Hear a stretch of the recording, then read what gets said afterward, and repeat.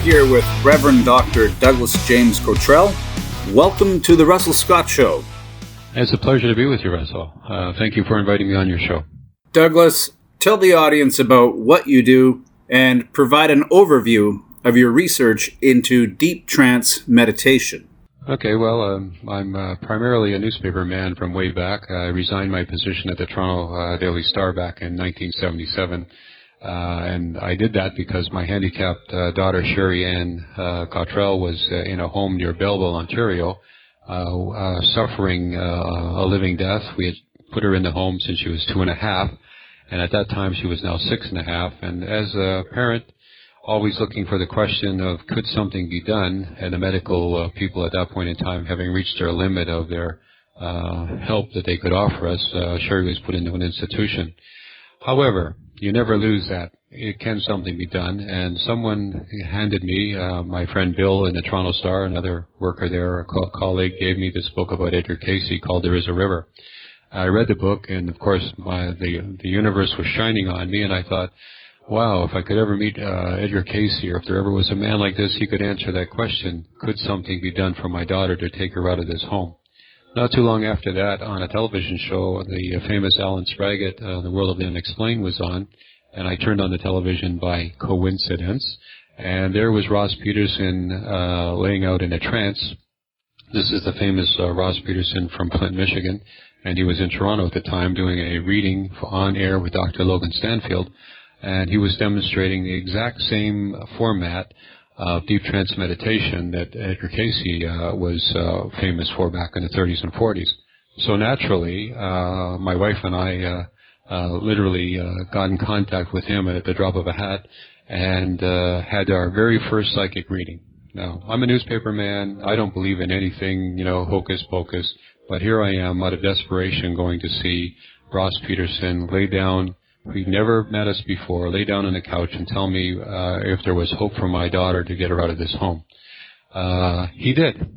It was amazing. He told me as if he was reading her health chart. He talked about the medication she was on. He also said they were poisoning her, and that chiropractic was needed to solve her problem because the top two bones in her neck, the atlas and axis, were twisted, and that was causing the convulsions that she had at birth. Amazing stuff for somebody who's sleeping on a couch, never met me before, and was able to come up with this fantastic information. Well, to cut a long story short, Sherry came home from the institution, and we applied at that point in time, they would be unfamiliar natural health things, but we applied the directions he gave us, chiropractic, massage, diet, whatever, and Sherry was taken off her medication and managed to live with us until she was 38 years of age, which is almost 3 times longer than her lifetime was predicted by our medical friends. However, at that moment in time, the universe was opening and my life was changed, and I didn't even know it. I, of course, was now curious. I was convinced this was genuine.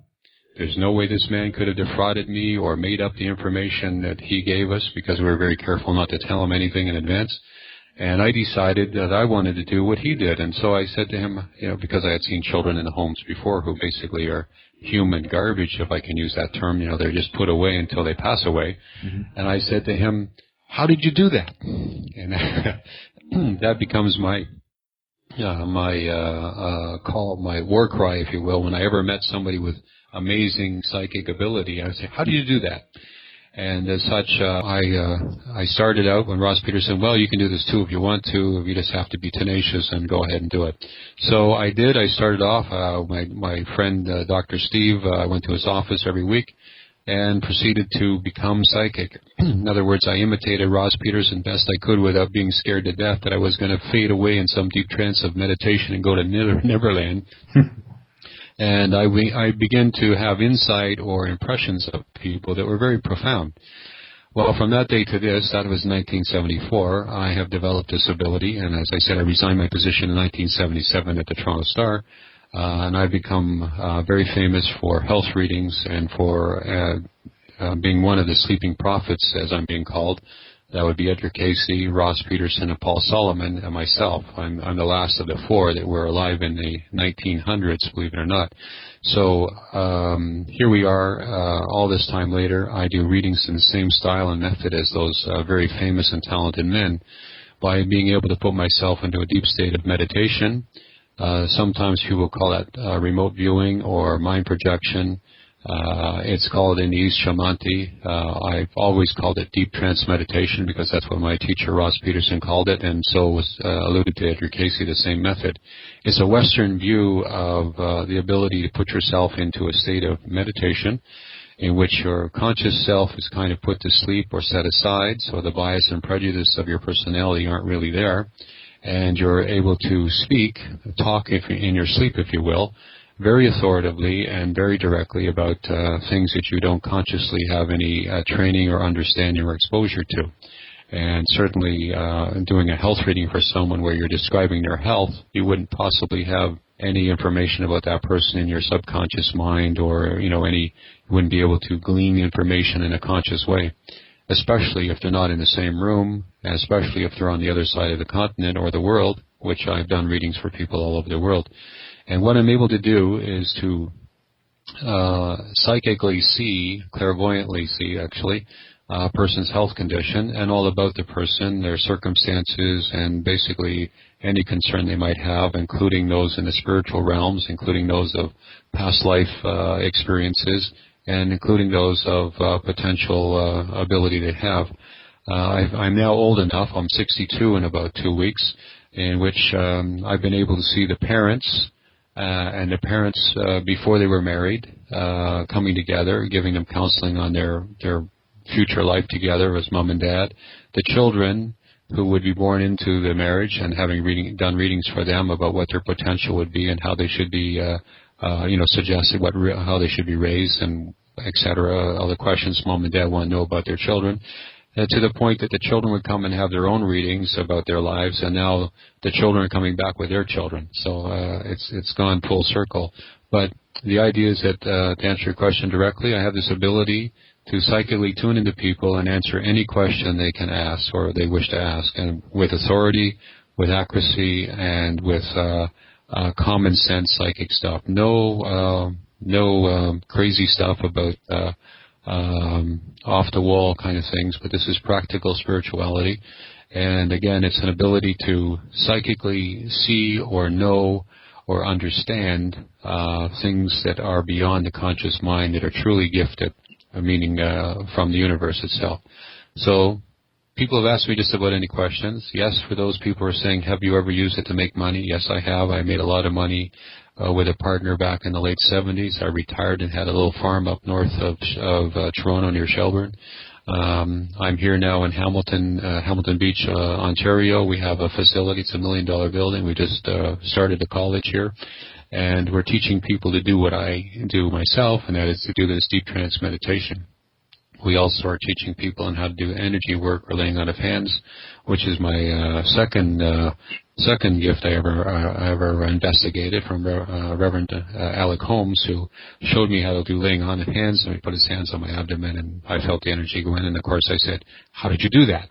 And so everyone I've met, from being able to see auras or dream interpretations to prophecies to being able to do some dowsing and moving wands with my hands and things like that, I pushed the envelope because I want to know, is this real? Is this spiritual energy, the spiritual force, is this a real demonstration of the spiritual qualities or the soul that we have within?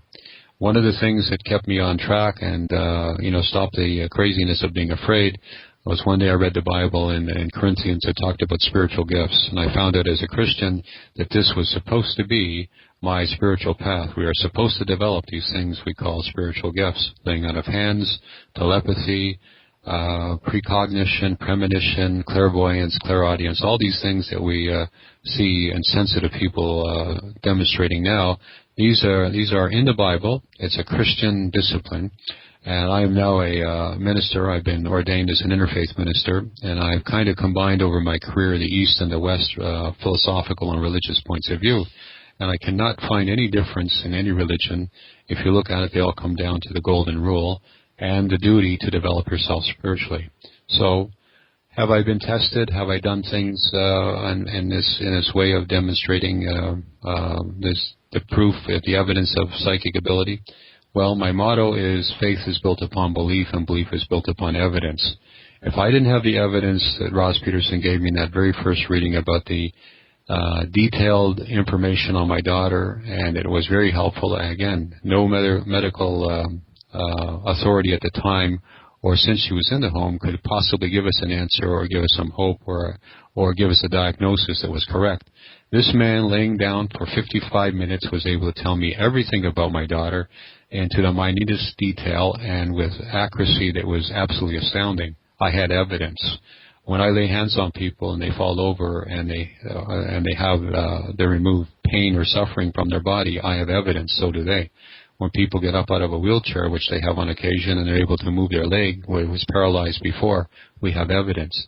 So my progression spiritually is that I want to see evidence.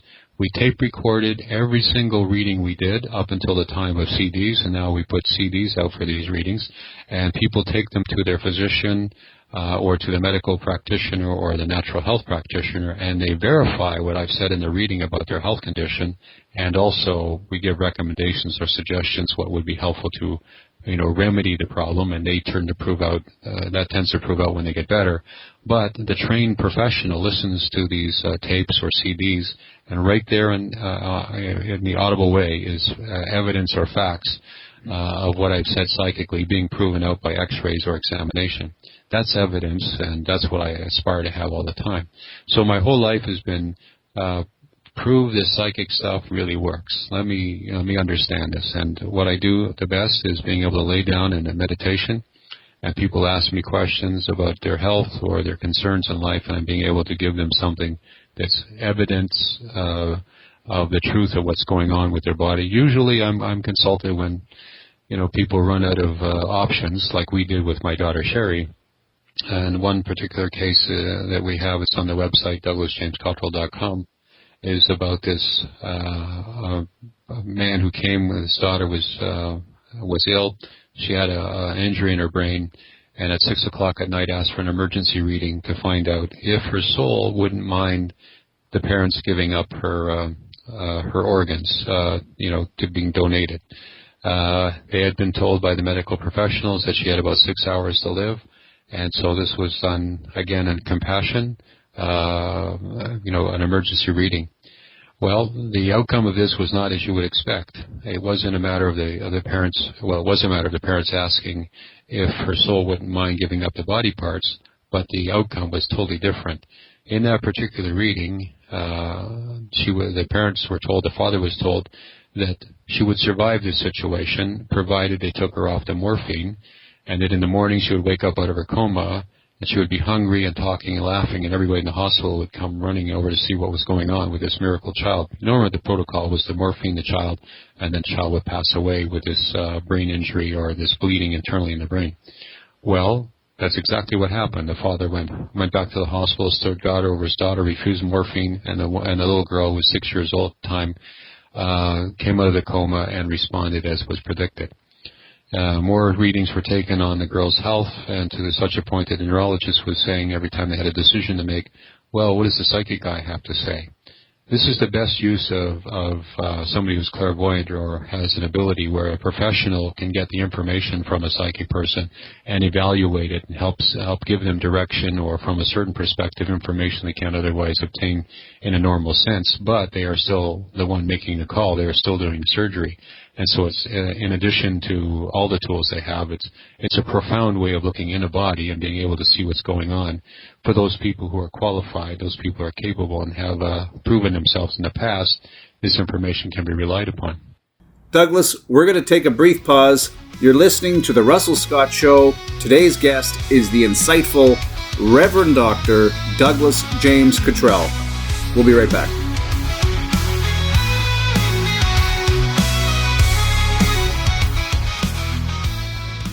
This is Russell Scott, and you're listening to the Russell Scott Radio Network, your ultimate destination for captivating interviews that explore an endless array of topics.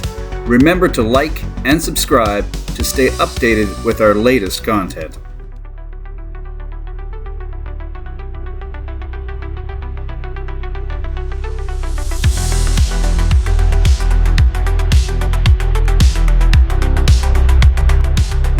with Reverend Dr. Douglas James Cottrell. Douglas, tell me more about the Many Mansions Spiritual Center. Yeah, we founded the Many Mansions Spiritual Center it's a nonprofit corporation. It's also a federally registered Canadian charity. And by the way, we are looking for donations for all those people who want to help us in our mystery school and develop the center further. We reach out to people across the land. We have taught courses here for people who want to develop their own intuitive, spiritual or psychic abilities, which includes deep trance meditation. It also includes spiritual healing or laying on of hands in a traditional sense. Reiki and other things conventions are planned here in the near future. But we have a mystery school, and we're establishing the College of Noetic Sciences and Quantum Physics, which will be, we hope to be, and we plan to be one of the largest spiritual facilities in Canada, if not the world. And so out of this facility, which is quite huge, we have a huge room of instruction. We have yoga and meditation classes currently going on, and we have all these other courses, especially the one about deep trance meditation. We've had 2 courses here at the center. Again, we're still expanding here, and we're fully operational as of a couple of weeks ago, so we had to keep our presence a little lower here. But at the same time, people can come here to develop their intuition or their intuitive abilities, no matter what their skills are. The one thing that I have is that I'm pretty masterful in all the intuitive abilities, from the deep trance meditation to waking clairvoyance, to telepathy, to dream interpretation, and I teach courses on developing all of the abilities that one can have, including telekinetic ability or spiritual healing. Douglas, telepathy and telekinesis are intriguing subjects.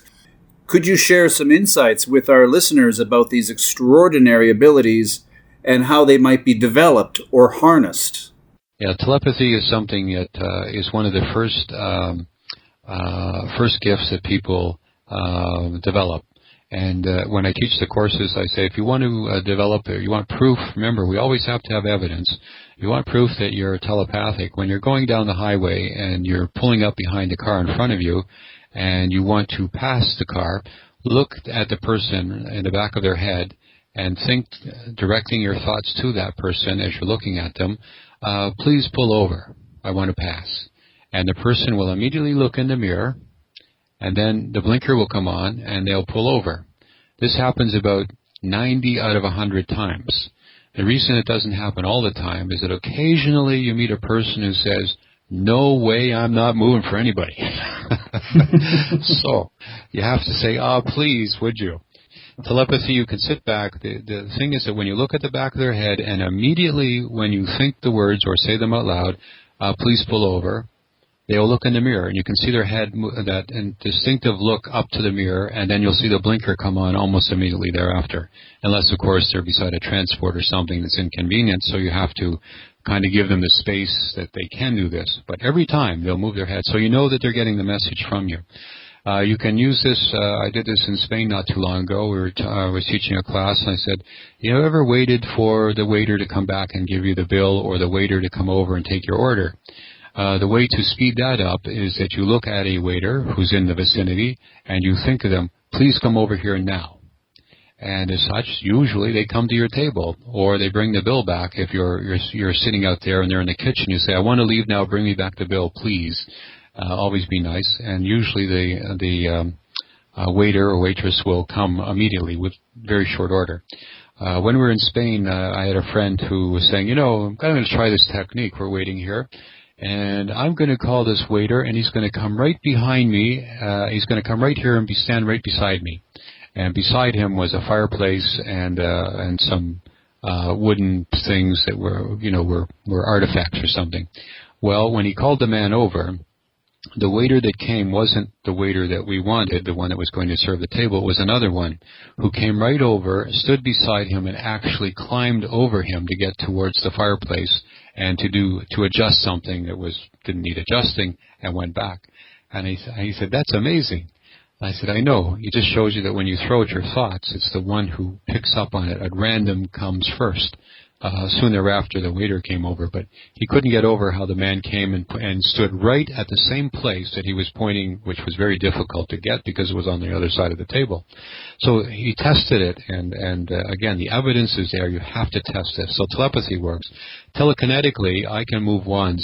This is where people have pendulums, or they have L-shaped rods, and they can move them by pushing the energy out of one hand, and it'll push the rod in the other, or the pendulum will spin very quickly. I'm not a dowser, but I have this ability, and I demonstrate this use of the wand by pushing the wand around with the energy coming in my left hand, while I tilt the wand over in my right hand, so it's at a slight decreased angle or downward angle, so it doesn't move by my hand, and I can take a deep breath or two and squeeze my tummy or the solar plexus, and I push the energy out of my hand as if I'm laying hands on people, and the energy can actually make the wand move backwards and forwards as the energy from my hand encapsulates the metal wand and moves it back and forth. Now, it's okay to watch me do that, but people come and they learn how to do this themselves, and it's absolutely astounding to see someone, when they do it the first time, they say, hey, this really works. I'm excited when I see people have proof that their intuition is working, their telepathy is working, or as we teach courses on how to do deep trance meditation, they are able to tune into people. We do a 4-day course, which is a minimum. We should do perhaps a longer course of about 7 days, but who's got 7 days these times? Mm-hmm. So we try to squeeze it into 4 days, a 4-day weekend. And people are able to come up with vivid impressions of people and their health conditions, and they can see the house that the person lives in. And I'm able to validate that because I have information that's written down, or I have it about the person. And then when the people take the course, I don't get them to tell me what they've seen. I give them back the facts of the person's residence and their health condition and their age and their appearance. And that's when they themselves have evidence because they know what they've seen. So in this way, we teach people to prove to themselves that they really have intuition. And I've got to tell you, this is the first question that occurs to me to say this. One of the first things I say to any group of people when we sit down, I ask how many people in the room can see the future. And if there's 50 or 100 people, which is a normal class, maybe 1 or 2 people will put their hand up and say, I can kind of perceive the future. I then ask these 3 questions. 1, has anyone here in the group had a dream that ever came true? Well, maybe half the group or a quarter of the group put their hand up. I then asked the second question, how many people just felt something was going to happen and then it happened? Well, some additional people would put their hand up. Now we got about maybe a half to 2/3 of the room with their hands up. And then I asked the third question, which is how many of you just knew something was going to happen and then it happened? Well, by that time we have all but maybe 1 or 2 people in the room with their hand up. And I say, now remember a moment ago, I asked how many of you could perceive the future, and none of you had your hand up. It's a matter that people are afraid to say that they're psychic. They don't quite comprehend the spiritual abilities that they can perceive the future in the way of seeing it, feeling it, or knowing it, which are 3 of the basic psychic gifts, intuitive, clairsentient, and clairvoyance. So the idea is that I teach people, I give them the words, I give them the examples. Remember, faith is built on belief and belief is built on evidence. So when they have evidence, they're not ashamed to tell somebody, hey, I'm psychic. Or, hey, I'm able to develop my spiritual abilities, or I have evidence or proof of it. And I think that's the big thing. There's too many people out there now who are saying, this doesn't exist, there's no way it can happen. I'm skeptical. And say, okay, well, tell me how skeptical you are. What have you investigated? What do you know? And basically people who claim that they're skeptical really are ignorant. They have no idea that psychic stuff works, like I used to be. I was one of those people when I worked at the newspaper, when my sisters would go see the fortune teller, the card reader, I would poo-poo them and make fun of them. And so everybody has this apprehension to say, like, yes, I had a dream last night, and I saw the stock market move 200 points, up or down, doesn't matter. But I'm the kind of guy who used to bet money on that. And when I was 25, 26, and 27, I made a lot of money using my dreams and the commodities. The point is that we can see the future, we can perceive it, and we can have evidence about it. But we need people like me at the Many Mansion Spiritual Center and through the college and the courses that we teach here, to be able to comprehend and understand that ordinary people, like you and me, like I was just an ordinary person off the street, once exposed to practical, straightforward, show me the evidence, psychic ability, that they can latch onto it and develop their own abilities. Douglas, have you ever stumbled upon a psychic savant? Well, I haven't had anybody come to the center who would, as a savant, be able to give me the names out of the phone book, but I have met children who are able and capable, especially if they're dyslexic, and multiple dyslexic. In other words, they not only write backwards with one hand, they write mirrored backwards and upside down with the other hand. I've been exposed to idiot savants and other people in the past because I've been interested in them. And I have worked with autistic children and finding out how to help them. And there's Jonathan Alderson has a new book coming out about autistic children. He's used my input to get some very good information from their mind.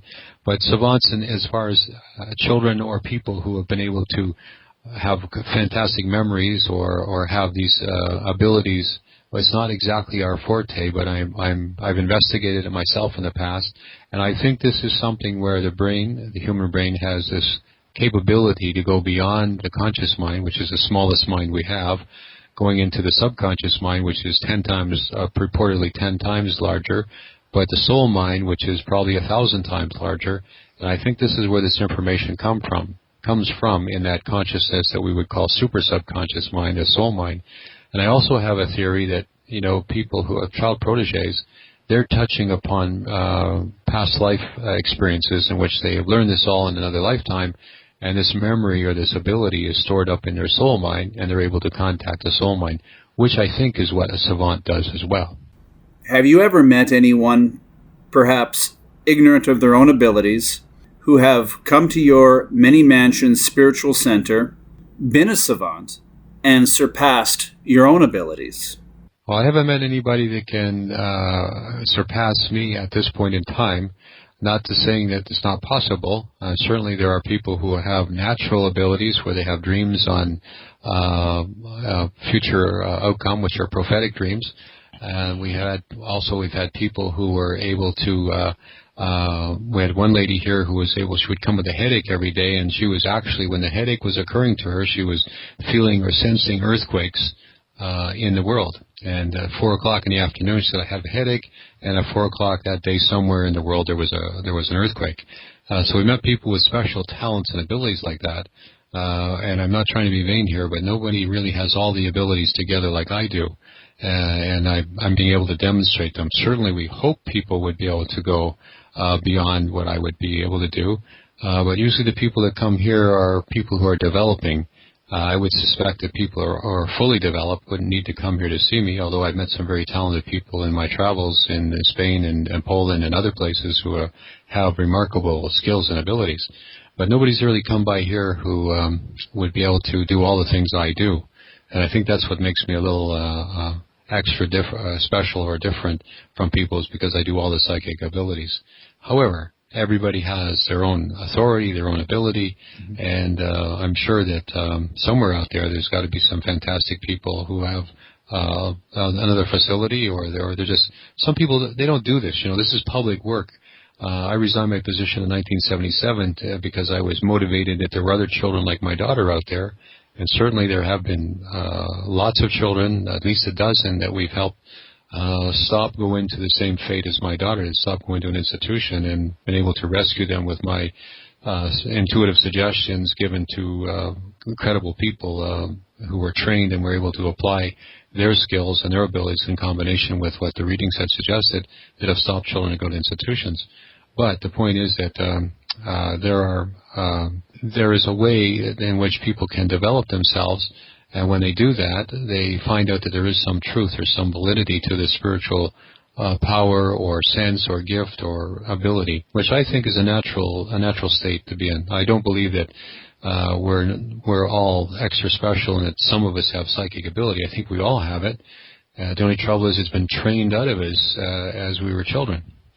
You were greatly influenced by Edgar Cayce, the sleeping prophet. Many people refer to him, and perhaps even to yourself, as a charlatan. What would you say to people that are extremely skeptical about what you do? Well, the idea is that if you're extremely skeptical, that means that you will investigate and you will try to find out what's going on, if there's anything to it.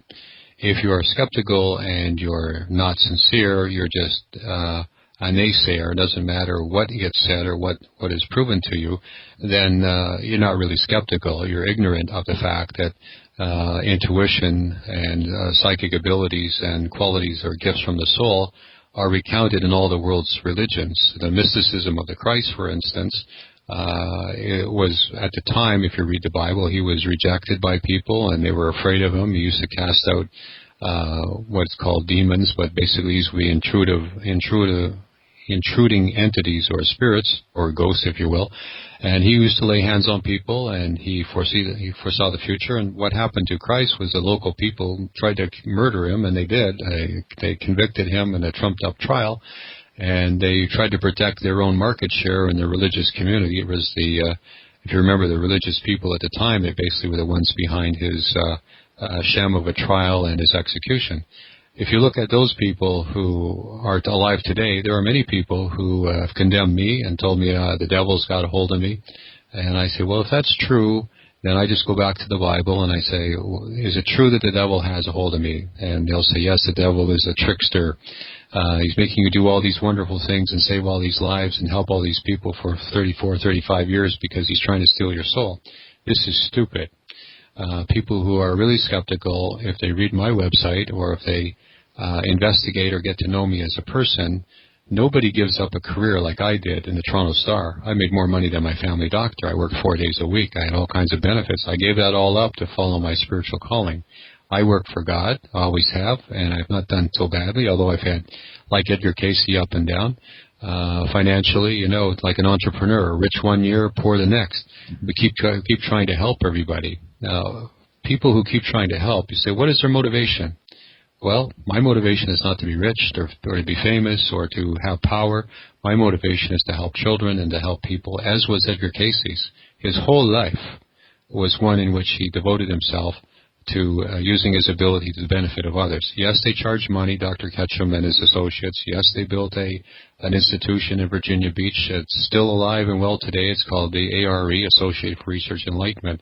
These are the things that people do when they're inspired and they're guided by the angels in the heavens above and God Almighty. The people who aren't are the ones that are here today, and within 2 or 3 or 4 years, they're gone. And these are the people who come, make a lot of money selling spirituality. Again, selling spirituality, and then they disappear. I've been around for a long time. Edgar Cayce was around for a long time. And the reason is because we keep doing God's work. If you're really skeptical, no problem. Find out about what's on my website. Find out, have I been tested? I went through the big tests like Edgar Cayce did. I went through 3 tests, actually, in my career. But the best one was... Douglas, let's take a quick break, and we'll talk about those tests when we come back on The Russell Scott Show.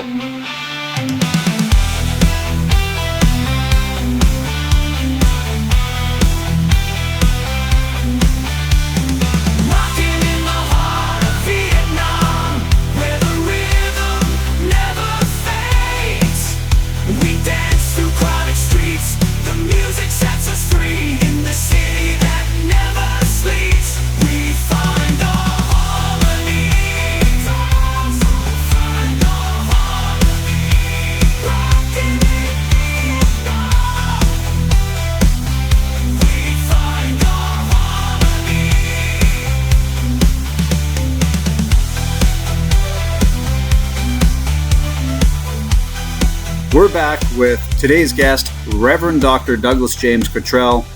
Douglas, let's talk about these tests that have gauged your psychic abilities. Yes, I was tested at least 3 times, but this was the test. It was at the Prince Hotel. There was a wealthy entrepreneur, an interested man who put this test together.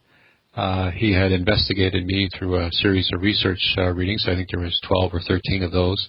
And he decided to do the the real deal. He had a medical doctor scientist come to the Prince Hotel in Toronto, Ontario, and he and a friend of mine, I insisted that I have one friend. My friend was an attorney, and I asked my friend to be there sort of on my side, because you never know how these tests are going to work out, whether they're looking to sandbag you or tilt the scales of the test, whether it's willful or not. I asked that my friend, who had been, he's a writer and broadcaster, an attorney, be there, sort of a moderator. And he knew the entrepreneur, and so it was okay. Anyway, here's the test. This medical scientist doctor was going to come with 2 briefcases, and in each briefcase were going to be 12 envelopes, and in each envelope was going to be a case study of a person. To add some credibility to it, the case studies would be sealed in brown envelopes, and the medical doctor would not know whose case or which patient was in which envelope. And he also borrowed the case studies of some of his colleagues. So at random, there were some of his patients and some patients of his colleagues in these 2 briefcases, which contained 12 envelopes in each case. At the Prince Hotel, I was told to come at a certain time. My lawyer friend was told to come at a different time, and the entrepreneur had a time set up, or had the room set up, and the scientist doctor was told to come at a different time, much later than myself. So we all arrived at different times, and we were summoned up to the room at different times, so there was no collusion. We couldn't talk to each other before the event.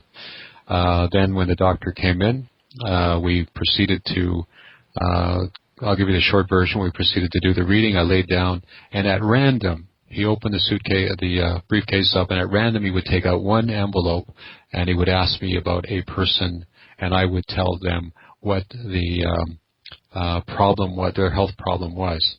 The only restriction I had, I said, I want you to ask about a question that you know the answer to.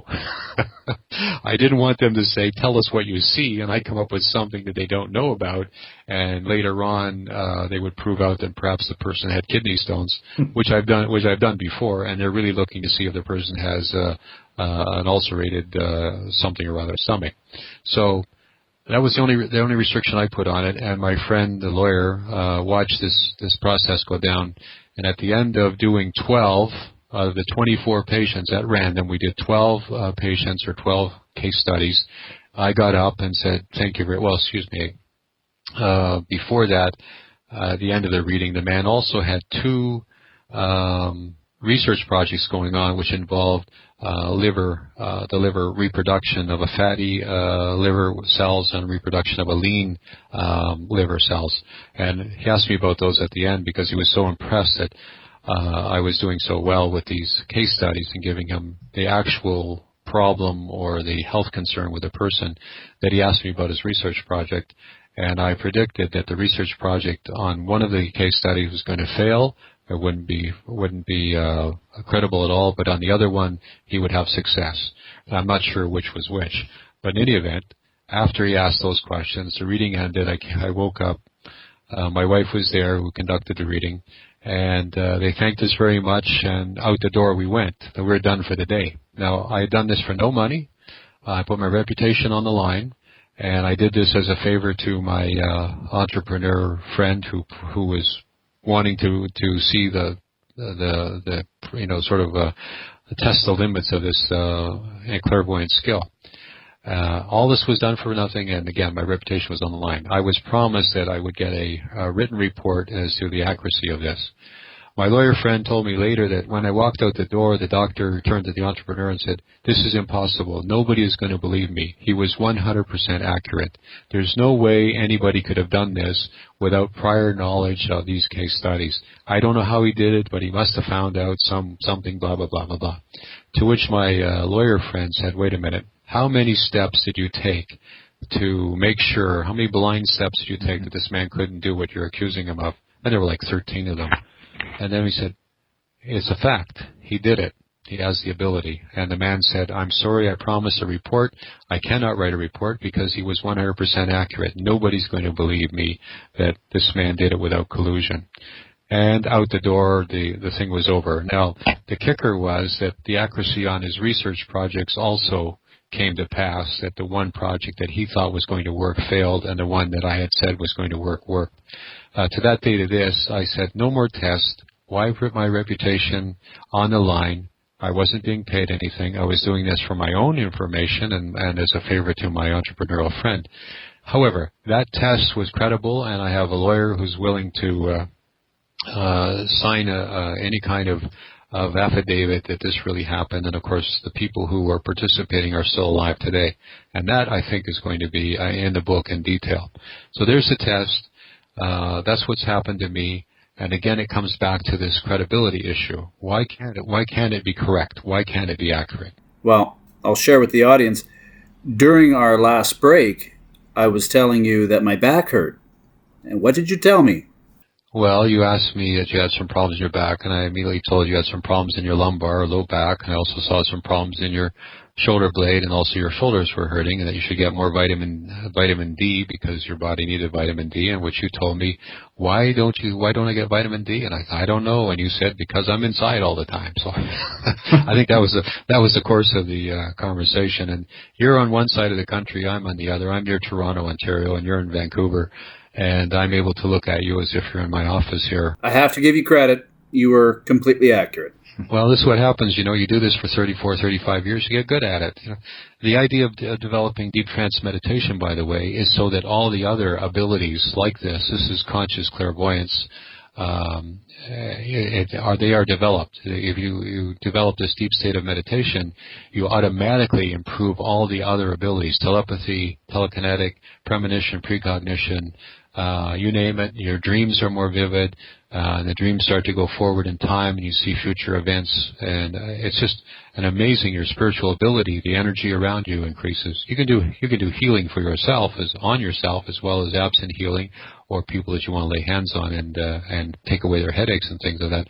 Because you're dealing with the nervous systems, the chi energy inside, you're dealing with the kundalini and the chakras, and you're developing into the spiritual being. Which, if you look at all the traditional teachings, it all starts with meditation.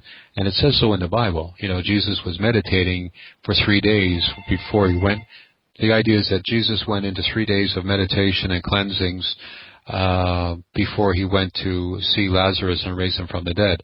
It shows that meditation and spiritual preparation develops a spiritual ability. Or abilities for spiritual healing. So with the idea that you develop abilities through meditation, you start to awaken yourself spiritually, and as you awaken yourself spiritually, you naturally demonstrate all these spiritual gifts or these abilities, these powers, if you will. And it comes from meditation, and meditation is an inward journey. It's when you pray to something beyond, into the universe. You're praying to God.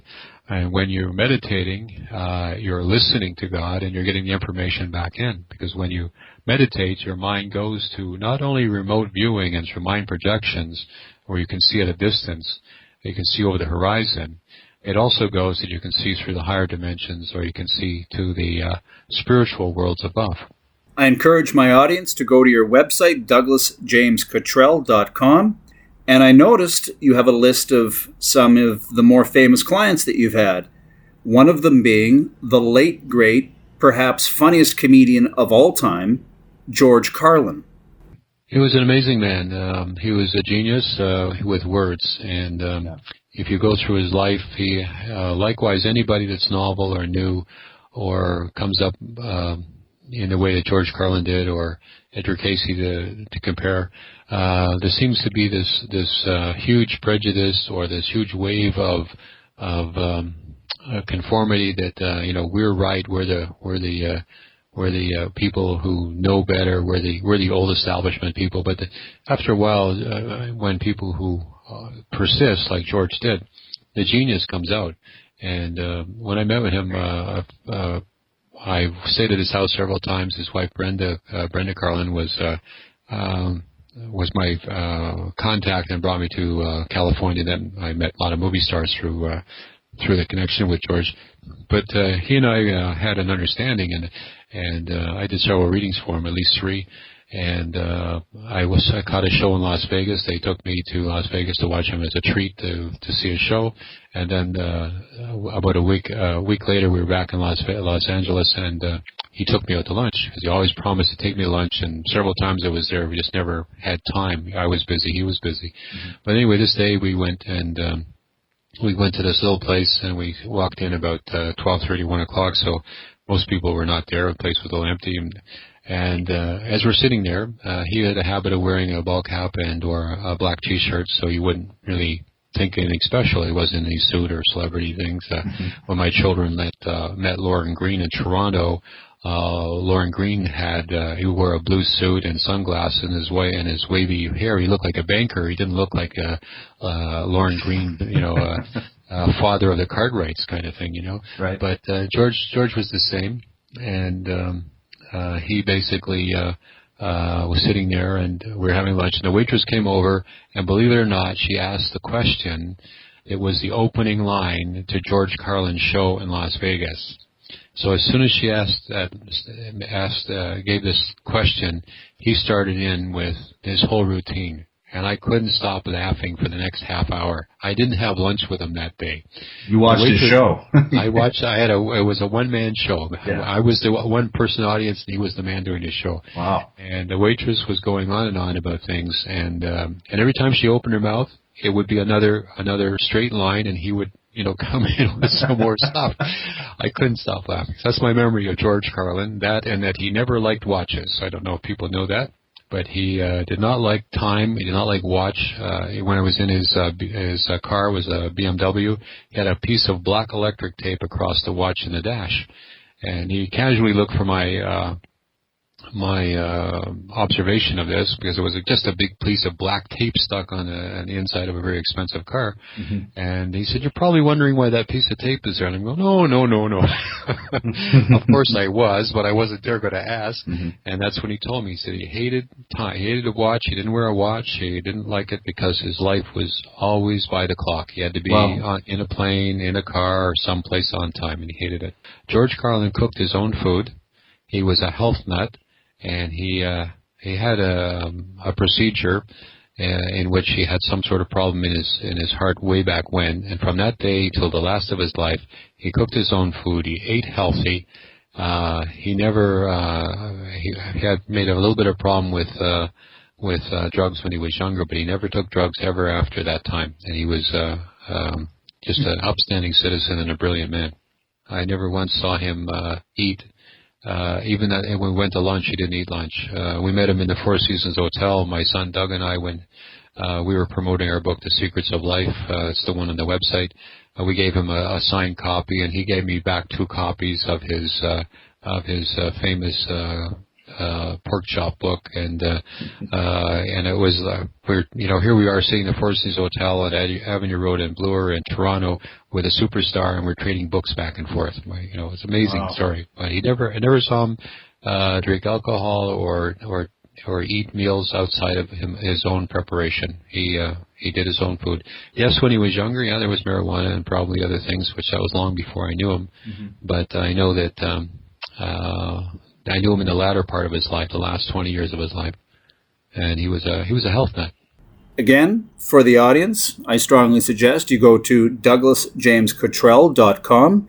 Of course, all of your books are available through that website, as well as many of the more interesting stories that you've had with some of your clients. On the website, there's a story about this lady who, for instance, wanted to know where the jewelry was that I think it was her grandmother or her godmother, something like that. There was some jewelry that was promised to her, and the lady had suffered Alzheimer's towards the end of her life, and nobody could find the jewelry. And the house was cleaned out, and on the day that the house was to be turned over, it was to be sold, they had given up that this jewelry was not going to be found. But the woman, having been recommended to her by some good friends in a credible way, decided to have a psychic reading. And so she came for a very psychic reading, and I told her that we contacted Grandma or or the godmother, and got instructions as to where the jewelry was. And so she had this reading, and she went back. She says, "Okay, everybody's making fun of me. They think I've just spent $350. That's what I was charging at the time for a reading. That I've wasted my money, but I'm going to, I believe you, and I'm going to go find it." So on the day that she was going to look for the jewelry, she called the relatives in, and they bought a couple of bottles of wine, and they were sort of a little toasting to Grandma or the godmother. And she said, "Okay, this is what the psychic says. We're going to go down the hallway here on the first floor. We're going to turn left. We're going to go down in the basement. We're going to turn right." And they're following her around with, as she told me later, with glasses of wine in their hand, all telling her she's stupid or crazy or whatever, the regular razzing. And she says, "Okay, 2 posts over in the basement. 1, 2, reach up, move the ceiling tile." And so somebody moved the tile, reached up, and lo and behold, there was a plastic bag with the jewelry in it. Yeah. And she said that was absolutely amazing. Of course, everybody was astounded. And I said, well, here's proof that we were talking to the people in the great beyond. Grandma had been contacted. She was now deceased not too long. It was the estate was being settled, so it was relatively short after her transition. But she was giving information about where to find the jewelry from being in heaven, if you will, through me, the psychic guy, to the girl or the young lady who was supposed to get it. And on the website, she says something like, for all those people who don't believe, I've got the jewelry. I've got the proof. I've got the jewelry to prove it. Something like that. This is what I'm all about, is evidence. And people who want to develop themselves psychically, they got to have evidence or they won't believe it. Douglas, as we wind down today's show, tell the audience about your book, Secrets of Life. Well, it was a book that was put together by my son, Matthew Cottrell. He's got some credentials, university, has a master's degree in English literature. And he put this together with 27 readings, deep trance meditation readings. And where I go to promote the book, I usually sell about 90%. I have a sell-through rate of 90%. That means 90% of the people in the audience will buy the book. And it's been out for a couple of years now. It's being classified by some as a course of study, and there are people who are actually are trying to form a course of study for this book. It's written from the wisdom of the deep trance meditation, and it answers some of the questions in great detail and simplicity about karma and the spiritual realms, and also there's how I see people or entities or spiritual beings, and how they show up in certain forms, orbs and ribbons and things like that. It's a book that's rounded out several different things that people who would get it for the $20, or I think we have it on the website for $19.95. There's a downloadable version as well. That it's a fantastic book if you want to introduce yourself to psychic things. It's been called a very easy read by some people and a very intense read by others. And when Douglas, my son, put this together, he wrote the book with the intention that it would be to the greater general public. So it's not written for the specialist. So people who would like to know a lot of things from the deep trance, from wisdom of the deep trance meditative state, this is the book they should get. And for a little bit of money like that, it's just one that everybody should have it. I know it sounds self-serving, but it is a really good book. We also have the Master Prayers book, which are prayers that actually generate results, and so people can order that book for, again, about $12, and there's a downloadable version of it, I believe. And this was prayers that we have come up with at the various miracle transformation event ceremonies that we've had. So there are lots of good books there. Certainly there is a French version of our book, The Secrets of Life, for those people who would like it in French. And there's a Spanish version coming out soon. For the members of the audience who may want to learn how to do remote viewing, prophecy, prediction, telepathy, telekinesis, how can they get in touch with you? Well, they can look on our website and email. There's a sign up to receive some information. They can check out my blog from time to time. They can look at my Facebook, although we're just getting that together. But they can simply send an email to info@douglasjamescottrell.com or admin@douglasjamescottrell.com. But the website is there. If they want to check out more of our nonprofit company, that would be Many Mansions Spiritual Center. The website there is mmsci.org. And this is an organization, and it's a center, a registered charity that's dedicated to, for free, helping people with their spiritual needs, including the miracle transformation events that we do for free. We accept donations, of course. So those two ways of getting in contact with the center, Many Mansions Spiritual Center, or you can do a search on my name, Douglas James Cottrell, and there's about 900,000 pages out there with my name on it. They can come across me that way doing a search, or simply come on the website, www.douglasjamescottrell.com, and Cottrell spelled Cottrell. Reverend Dr. James Cottrell, it's been great having you on the show today. Do you have any parting words of wisdom for the audience?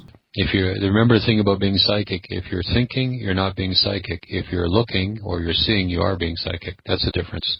Thinking is a rational discipline in the mind.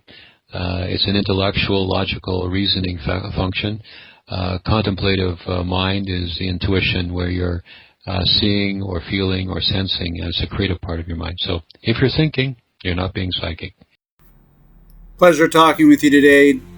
Once again, check out the website, douglasjamescottrell.com. Douglas, thank you so much for being a guest on The Russell Scott Show.